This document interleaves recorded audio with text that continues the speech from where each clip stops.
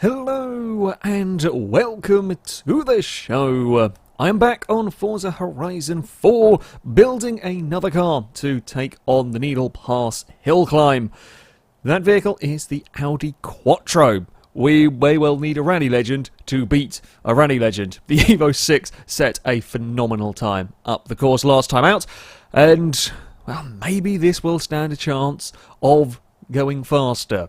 Fingers crossed and everything. Now, I am using the standard Quattro rather than the S1 that we have in here, because we do kind of already have the Group B hill climbing spec vehicle. However, that has very little room. Actually, no, that's S1 class even. Ignore me entirely. That's far too high a PI to start in this. So we've got to have the normal Quattro, which means we can't have the mad hill climb kit on it, because the vehicle is going to have to be staying in A class. That is the way we're building the vehicles too. Also, interestingly, didn't realise this, there is no engine swaps at all for the Quattro, which kind of surprises me a little bit. Not that we would be, of course. The standard engine could be more than good enough to get this to the top of A class. However, is interesting. I wasn't expecting that. Now, first thing is first, we are going to be needing some race tyres. We're going to want race tyres. We're going to want big race tyres as well. 275s, I would imagine, all round. That is looking good. That is looking good for this car. They're similar size, not a little bit bigger than the Evo 6. This should give us some good turning. We should have more than enough grip firing it out of the corners. That I like very much. We are going to be wanting some race brakes. We will, of course, be wanting some race suspension. We will stick all of this stuff on here, because at the end of the day, we need handling. That is our primary concern here. And while the roll cage will add weight, it will add, well, chassis rigidity, and we will lose weight, hopefully, here. Ooh, that's actually quite nice and light. 2,400 pounds and 300 horsepower. This could be very fast, actually. It's not going to be a huge amount in the way of engine upgrades possible with this. Now, gearbox could be an interesting one. That's definitely worth it if we're losing PR. Now, it says acceleration is down. Let's actually see what it reckons. Okay, apparently it does reckon. I guess this changes the gear ratio. Sometimes it reckons it does. Okay, 0 to 60 is worse. The 0 to 100 is 0 to 100 is better. I guess that's just how the ratio is. I'm not allowed to tune the gearboxes unless they are completely broken, like beyond use, which won't be the case for this hill climb ever. It's not like we're going to run out of gears because of a long straight that we have seen. That's a conundrum. I think I might just leave it as it is. I mean, we're not actually doing that much crazy with the vehicle here in terms of what we're asking the car to deal with, so the standard gearbox should be okay for gear ratios. We might actually get a little bit more in terms of engine parts on here than I was expecting. I think it's mostly going to be kind of small engine parts, and I do tend to like. I don't know whether it is actually beneficial to spread it out. I would presume, like, in reality, it's probably beneficial to upgrade all the bits rather than massively, like, don't just bolt on a big turbo and not touch the rest of the engine. However, I don't think in Forza it makes a difference, but I still tend to just auto do that with cars. 369 horsepower, 311 torque. I mean, power to weight ratio is looking good. Tyres are big. Oh, I didn't put aero on the car, though. Please don't jump up the PI too much with this. Crap, I might have to dump out some power, because I will. Okay, not actually that much power. I know it's a silly wing on the back, but I need the Forza Aero, because the Forza Aero gives us that little bit of downforce, much needed really around here. Aero reducing mud flaps, of course. Unfortunately, we can't have all the ready lights on the front if we have the front splitter on, which is a little bit of a shame, but it is what it is. Right, I guess we're going to go put the valves back out of the engine. If we could, please, let's go back to where we were. It's still be 360 horsepower. That's a lot of power or relatively a lot of power in this series, so to speak. I guess we might be able to like sneak. To go fully upgraded with that. I don't think any of these are going to. No, it's going to be a pain. So let's go for then the other option, the other way of doing it. Drop in a flywheel, drop in a driveline, or not quite fully upgraded. May sneak a clutch in. Nope, we don't. And just in case this has altered anything, it drops a PI going to there. It drops 3 doing that, but I don't think it's. I think we're better off just going for this at 3.2 seconds to 60. It reckons. So, our Quattro is ready. I think this could be very, very fast. As I said, big tyres, good power. Actually, a lot lighter than I thought it was going to be. That's all looking strong for running up our hill climb stage. So, here we go on the start line with the Audi for the first of its 3 runs up the Needle Pass. The target time to try and beat set by the Evo 6 is a 1:24. 0.9. Will it be able to do it? I'm not sure. I think it will be fast, but that Evo really annihilated the benchmark. So it's going to be tough, I think, for anything. Although, again, I could be wrong. We thought the S2000 was going to be a difficult thing to beat. We certainly didn't expect a sudden 24 up here. So let's see what the Quattro can do. Got a little bit wiggly, perhaps, from the rear end through that first section. Nothing too bad, though. Turn in is very good, and again, I can just hold the power all the way through there, which is nice. It's right across the dirt a little bit there. Not quite what I wanted to do, but never mind. It's so far nice and consistent around these corners. Can I be flat once I got it turned in through here? It's very similar speed to the Evo 6 through that section. About 74 miles an hour held. I do still have to have a little go on the brakes as we come into that. I'm a little wide through there, which is less than ideal. I hit the bollards on the way through. That'll cost you a little bit of momentum. Not too much, but it's not quite ideal. And likewise, you've got the other side of them because you're even more out of position. What are we going to do towards this kind of tightening, nasty hairpin? It's nicely stopped through there. Accelerate out the other side we go. Couple more corners. I mean, I'm liking driving this Quattro. There is no doubt about that. All-wheel drive, while it isn't the biggest advantage in the world on this tarmac, the cars so far that we have driven with all-wheel drive have been, well, the 205 was mighty twitchy.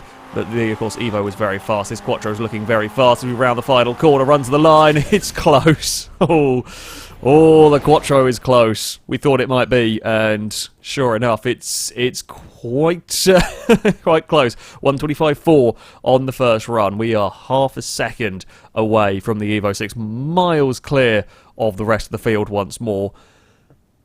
Can I find half a second? Maybe. I was a little scruffy in places. Well, things are certainly close here at the Needle Pass. Half a second is not too much, and there was a couple of places I was just a little wide of an apex, perhaps. We clipped the bollards a little bit on the way through, so with a neater run, I think maybe this might just stand a smidge of a chance of getting near that Evo 6. It's actually not a great first corner from me. I think we'll kind of get away with it a little bit on the exit. Now, how brave dare I be? This is the turn 2 is actually quite nasty. If you run in too wide on the way through there, like, it's tempting to try and take a lot of mid-corner speed through there, which you can do, but then puts you really wonky for the next turn. So you got to be a little bit careful. We are nicely enough through all of them. Make the most of as much of the road as we can. I don't know if I want third gear. I think I do for most of this section. Here we go. Yeah, that's actually a very nice run out of there. Pleased with that. Now earlier on the brakes, up over the crest we go. Try and that's more like it. That's a very nice line through there. It's almost like you turn in a little bit too soon. I'm slightly worried you're going to mess that one up, but you do get away with it. Now the nasty tightening hairpin is coming up here. The approach to this is like the previous corner, the sort of the double left that's almost flat out. The approach to it looks very similar. Sorry, double right, but it really isn't. We are actually sliding our way towards these final hairpins a little bit, sort of more a four-wheel drift rather than the back end fully stepping out there. I'm not sure this is going to be enough on this run. I think I've overdriven the car a little bit as we head out of the final corner. It's very similar. Bloody ghost AI cars everywhere. Very similar. Slightly faster than the first run. Slightly faster, 125.380 this time around. Yeah, a smidge faster. We still need that bit more speed. Well, this is it. The last chance for the Audi Quattro, if it is going to go any faster up this stage. It is very evenly matched with that Evo 6. The Evo currently winning it. Can I get any more speed out of this Quattro on the final run? I would like to think so, but it's much easier said than done here. Alright, let's get through the first corner. We are nicely done through there. Now, I think the trick will be for this. It's a little slower on the way in, but it lets you get the lovely exit and then a slightly better run up here. It ever so slightly twitches. It ever so slightly gets oversteer through some of these early corners, which is a little bit strange. I'd say a little bit strange. A little bit unexpected, perhaps, from the Quattro. We will try and be brave, carry speed, but you don't want to go out on the dirt. We've not got rally tyres, of course, on this. We're on the full racing slicks, which are fantastic and everything. However, if you put a wheel on the dirt, you're going to be in quite a lot of trouble. So, yeah, you've got to be a little mindful of where you put the car. We very nearly ducked to the inside of that one. I mean, using all of the road pretty much in these places, trying to find anywhere where I can make a little bit of speed, possibly. Because I'm going to have to. If we're going to beat that Evo 6 that was so sublime up this course, we are going to have to... It's going to have to be something super duper special. It feels fast in the Quattro. It does feel very, very quick indeed up here. We are out of the first hairpin. One more corner to go. First of this double hairpin section. I think I want second just for that initial punch out of the corner. Here we go. Run to the line. It's slower. I thought we were going faster. I think it was slower anyway. It's very difficult to tell. 3 runs within 0.3 of a second. Not even that, actually. Less than that, because it was a very, very low 125.5 there, probably with about 0.2 of a second between all 3 runs. I thought we were going better on that run, apparently not. Well, when you're down to tenths, it's very difficult to judge.